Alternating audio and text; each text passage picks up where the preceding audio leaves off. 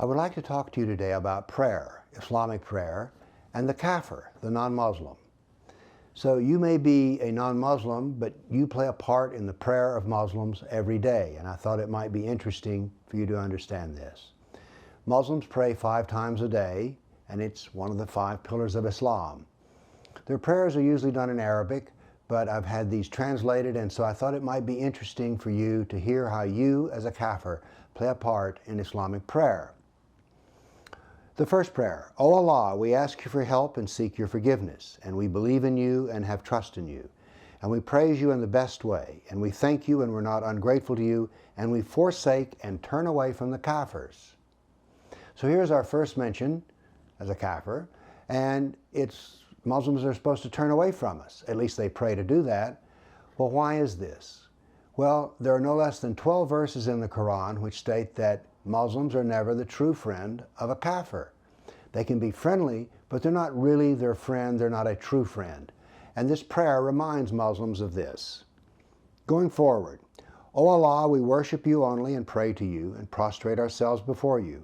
And we run towards you and serve you, and we hope to receive your mercy, and we fear your punishment. Surely the Kafirs will receive your punishment.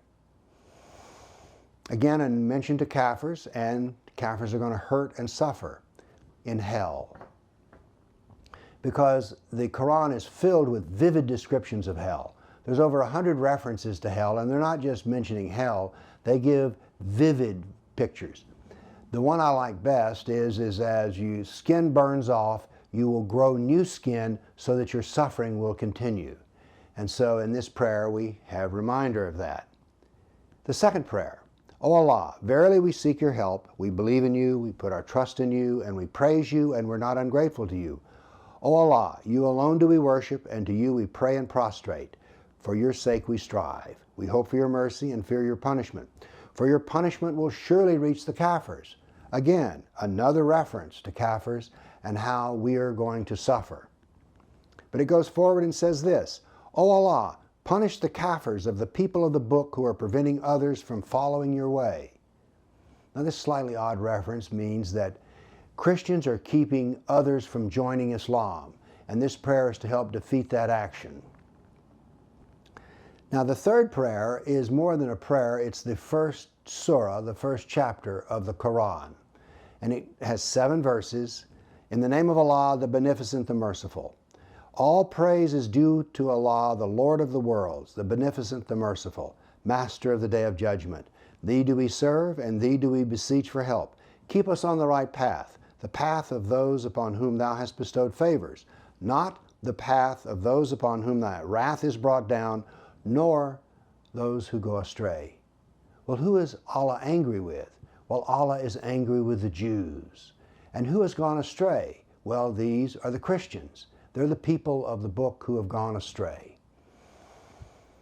So here we have references in 3 prayers of the Muslims towards the non-Muslim, and they are all negative without exception. They all ask for suffering to be brought to them. Now this is not too much of a surprise perhaps, because the Quran is filled with suffering that's to be brought upon the Kafir. Every mention of the Kafir in the Quran, the Sirah, the Hadith, that is, the biography and traditions of Muhammad, are all negative and very harmful. Well, the prayers reflect this. So 5 times a day, Muslims include Kafirs in their prayers, but it's that they will suffer because they are so wrong and they should be harmed. Thank you.